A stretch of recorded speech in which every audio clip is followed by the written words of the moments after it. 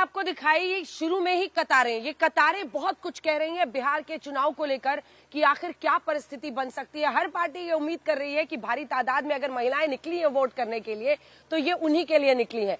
कुछ आंकड़े आपके सामने रखेंगे एक एक करके, लेकिन ये तस्वीरें हम आपको दिखा रहे हैं क्योंकि ग्राउंड जीरो पर आज तक के हमारे तमाम सहयोगी थे, उन्होंने ये तस्वीरें भेजी। और कल सुबह भी मैं जब 9 बजे से लगातार एंकरिंग कर रही थी तो हमने अपने सहयोगियों से वहां पर पूछा कि जो कतारें महिलाओं की लगी हुई है वो दिखाइए। अब देखिए, मुजफ्फरपुर ने तो ऐसी बाजी मारी है, सबसे ज्यादा वोटिंग हुई है, पटना सबसे पीछे है। ये शहरों की उदासीनता है जो हर राज्य की कहानी है, लेकिन ये महिलाओं का। और देखिए, दोनों तरफ खुश हो रहे हैं। अब एनडीए ये मानता है कि नीतीश कुमार ने पंचायत चुनाव में जो आरक्षण दिया, शराबबंदी की, 10-10 हजार रुपए दिए, इसकी वजह से महिलाएं बढ़ चढ़ कर निकली है नीतीश कुमार को सीएम बनाने के लिए। वहीं दूसरी तरफ तेजस्वी यादव, उनकी पार्टी, उनके गठबंधन का ये दावा है कि जो ज्यादा वोटिंग हुई है वो उनको सीएम इस बार बनाने के लिए है क्योंकि 20 साल से वो सत्ता से बाहर है। ये 3 तस्वीरें हम आपको दिखा रहे हैं। एक तो 64.69% की वोटिंग, इसका मतलब समझिए एक तरह से बिहार ने विधानसभा में इस तरह की वोटिंग करके नया रिकॉर्ड बना दिया है। महिला वोट का दाव क्या चलेगा, महिला वोटर किधर जाएंगी, क्योंकि कतारें बता रही थी महिला वोटर्स की।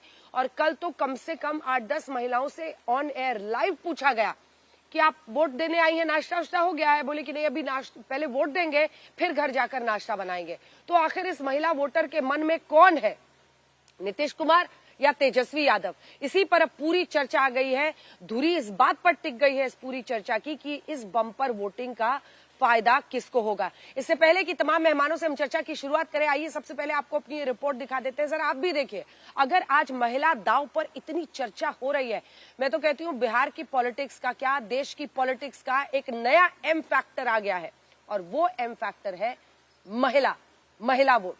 आइए आपको पहले अपनी ये रिपोर्ट दिखाते हैं, फिर चर्चा की शुरुआत करेंगे। ये समझने की कोशिश कि फायदा किसकी तरफ होगा। ये भी बताएंगे कि जब जब बम्पर वोटिंग हुई है तो सरकार कहां कहां बदल गई है, और जब जब बम्पर वोटिंग हुई है कई जगहों पर सरकार की वापसी भी हुई है। देखिए ये रिपोर्ट।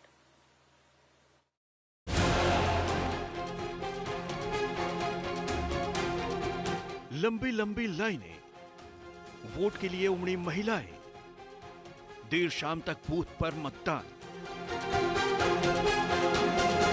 तस्वीरें तस्दीक कर रही थीं कि इस बार बिहार में रिकॉर्ड बनने जा रहा है। मतदाता इतिहास रचने जा रहे हैं।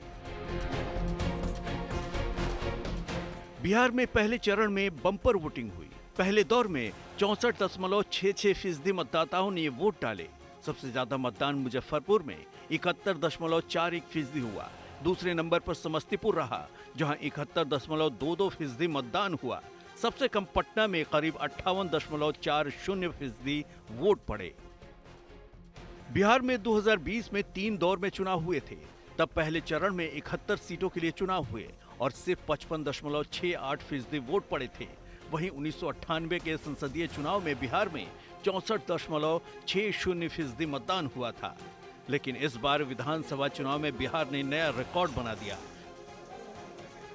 चुनाव आयोग गदगद है। मुख्य चुनाव आयुक्त ज्ञानेश कुमार ने इस रिकॉर्ड भागीदारी के लिए वोटरों का आभार जताया है। लेकिन सियासी दल बम्पर वोटिंग के मायने निकालने में लगे हैं, नतीजे को अपने पक्ष में बताने लगे हैं। लगभग 121 सीटों में से लगभग 100 सीटों के आसपास एनडीए जीत रही है, और ये 2010 के रिजल्ट को ब्रेक करने वाला रिजल्ट होगा। आज पहले चरण का मतदान जो है खत्म हुआ। बम्पर वोटिंग आप लोगों ने किया है, और आज मैं कह सकता हूं कि आप लोगों ने महागठबंधन के जीत पर जो है मोहर लगाने का काम किया है। सभी कार्यकर्ताओं को, पार्टी के, महागठबंधन के सभी कार्यकर्ताओं को और बिहार की जनता मालिकों को हम धन्यवाद देना चाहते हैं। ये जुनून, ये जज्बा, ये हौसला जो है 11 तारीख को भी दिखना चाहिए। चुनावी रणनीतिकार से चुनावी मैदान में आए प्रशांत किशोर को लग रहा है कि जनता ने बदलाव का संकेत दे दिया है। कांग्रेस तो महागठबंधन को 80 सीट देने लग गई। 121 सीटों का हुआ है, तो हम लोगों का अनुमान है कि 80 सीट के करीब महागठबंधन को मिलेगी और 52% बहुमत से हम लोग जीत रहे हैं। यही असेसमेंट है कि पिछले 30 साल में सबसे ज्यादा पोलिंग ये दिखाता है कि बिहार में बदलाव होने जा रहा है। 14 तारीख को नई व्यवस्था बनने जा रही है। बिहार में आजादी के बाद हुए 17 विधानसभा चुनावों के नतीजों से साफ है कि जब जब बिहार में 5% वोट में उतार चढ़ाव आया है, सत्ता बदल गई है, सियासी दौर बदल गया, लेकिन मौजूदा ट्रेंड इसके खिलाफ है। हाल के दौर में कई ऐसे चुनावी नतीजे आए जब वोट बढ़ने के बाद भी सत्ता में वापसी हुई। पटना से रोहित कुमार सिंह और शशि भूषण कुमार के साथ आज तक ब्यूरो।